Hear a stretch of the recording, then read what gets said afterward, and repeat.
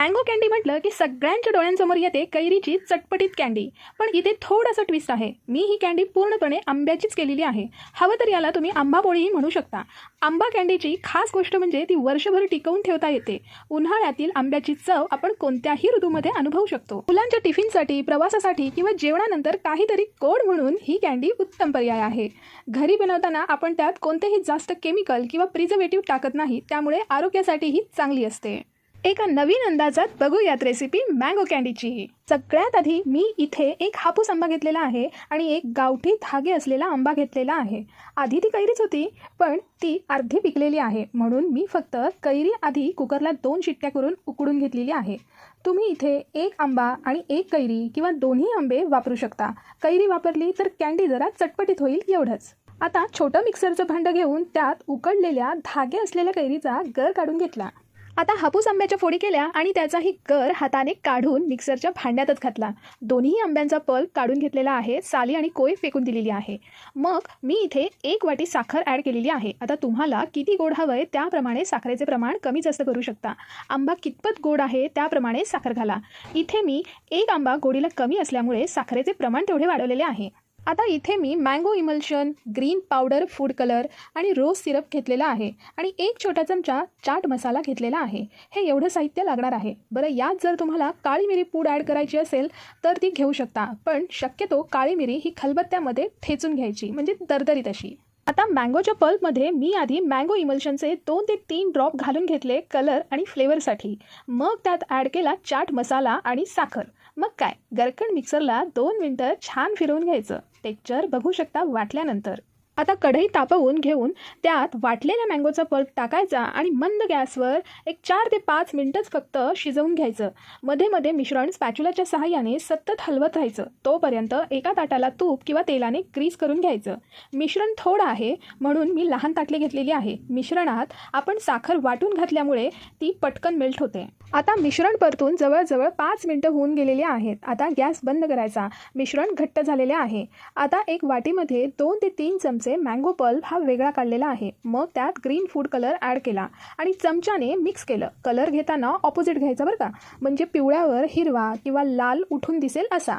दुसऱ्या वाटीमध्ये 1 चमचा mango pulp काढून त्यात रोज सिरप 2 चमचे ॲड करून ते सुद्धा मिक्स करून घेतलं.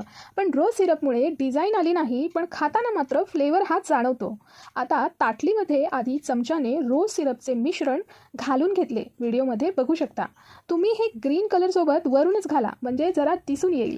खाली टाकल्यामुळे ते दिसून येत नाही, पण आधीच सांगितल्याप्रमाणे खाताना मात्र तुम्हाला जाणवणार. आणि मग काय, शिजवलेले मँगो पल्पचे मिश्रण हे ताटलीमध्ये ओतून घेतलं आणि स्पॅच्युलाच्या सहाय्याने सगळीकडे इव्हनली स्प्रेड करून घेतलेला आहे. आता ही पोळी मी थोडीशी जाडच ठेवलेली आहे आणि मग थाळी टॅप टॅप करून घेतलेली आहे. व्हिडिओमध्ये बघू शकता. मग हिरव्या कलरचा पल्प घेतला, पण तो खूपच घट्ट होता, म्हणून मी त्यात 2 ते 3 चमचे पाणी ॲड केलं आणि पुन्हा ते चमच्याने मिक्स करून घेतलं. आता इथे तुम्ही पायपिंग बॅगचा वापर करू शकता, डिझाईन घालण्यासाठी, किंवा दुधाच्या पिशवीचाही वापर करू शकता, म्हणजे त्याने बारीक बारीक लाईन वरून मारता येऊ शकते. मी इथे चमच्याच्या सहाय्याने मिश्रण घालून घेतलेले आहे. व्हिडिओमध्ये कृती बघू शकता. व्हिडिओमध्ये प्रोसेस ही फास्ट दाखवलेली आहे. ही नक्षीकाम केलेली ताटली तुम्हाला झूम करून दाखवते. नक्षीकाम करणं न करणं हे पूर्णपणे ऑप्शनल आहे बरं का. आणि काय, घेतलं टूथपीक आणि फिरवत बसले त्यात रेगोट्या काढत. मग काय, अजून त्यावर वरून घातले 5 थेंब रोज सिरपचे आणि त्यालाही टूथपीकने फिरवत बसले. आता माझी फायनल नक्षीकामाची कलाकृती बघू शकता. नॉट बॅड हा, दिसायला बऱ्यापैकी अट्रॅक्टिव्ह आहे. एवढं काही वाईट दिसत नाही हां. कसं आहे ना, काही प्रयोग हे करून बघायला लागतात. नवीन नवीन प्रयोग करायची मला सवय आहे थोडीफार. आता हे ताट उन्हात ठेवले, पण त्यावर धूळ बसू नये म्हणून मी पातळ ओढणीने झाकले आणि बाजूला दिली ठेवून दगडी. ही पोळी मी उन्हामध्ये टोटल 4 दिवस सुकवून घेतलेली आहे. सुकल्यानंतर हिचं फायनल लुक बघू शकता. आता चाकूच्या साहाय्याने आधी कडा मोकळ्या केल्या आणि हलक्या हाताने पोळी काढून घेतली. मागून एकदम चमकणारी दिसतीये आणि पुढून तर काय बघितलीच. रोज सिरपचे टिपके पण जर नीट बघितले तर ते सुद्धा दिसतात. बरं, माझ्याकडून पोळी काढताना थोडीशी फाटली आहे. एक चॉपिंग बोर्ड घेतला आणि सुकलेल्या पोळीची बाजू ही खाली घातली. जवळून तुम्हाला झूम करून दाखवते. आता माझ्याकडे कुकीज कटर आहेत, म्हणून मी इथे ते वापरणार आहे. तुम्ही ही पोळी चाकूने कट करून रोल गुंडाळी करू शकता. मी इथे कटरने कट करणार आहे. आता मँगोच्या आकाराचं पण कटर आहे, बघू शकता. आधी फुलाच्या आकाराच्या कटरने कट करून घेतलं. डिझाईन आणि टेक्स्चर बघू शकता. आता मँगो डिझाईनमध्ये कट केल्यावर डिझाईन बघू शकता. पण हा एवढा उठून दिसत नाही मँगो डिझाईनवाला, म्हणून कॅन्सल. आता तिसरी डिझाईन बघू शकता, ही पण नाही मला आवडली. बरं, हे कटर सगळ्यांकडे असतीलच असं नाही. ज्यांच्याकडे नाही त्यांनी सरळ बाटलीचं धारदार झाकण घ्यायचं आणि ते मारायचं की हो, सिम्पल. हे पण भारी वाटते बघा, एकदम गोल गोल. सो मला पहिली आणि लास्टची डिझाईन ही आवडली आहे, म्हणून मी पहिल्याच कटरने सगळ्या मँगो कँडी ह्या कट करून घेतलेल्या आहेत. व्हिडिओमध्ये बघू शकता, पोळीची पार मी चाळण करून टाकलेली आहे. कँडी हातात घेतल्यावर आपल्याला खालची जी बाजू असते कँडीची ती हाताला चिकटते. त्यामुळे आपल्याला इथे पिठी साखरेचा वापर करावा लागणार आहे.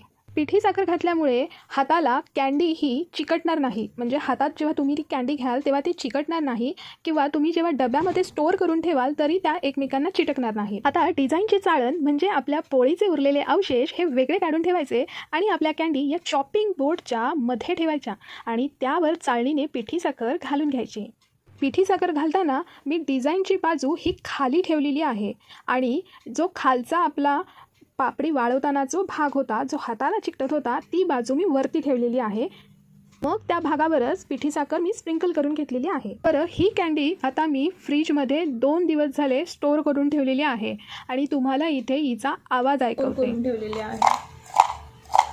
ऐकलं किती कडक आहेत त्या, पण खायला तोडूनही दाखवते तुम्हाला. खूप सॉफ्ट आहेत आणि खायला तर तुफान लागतात, खूप छान लागतात खायला. तर नक्की ट्राय करून बघा ही रेसिपी.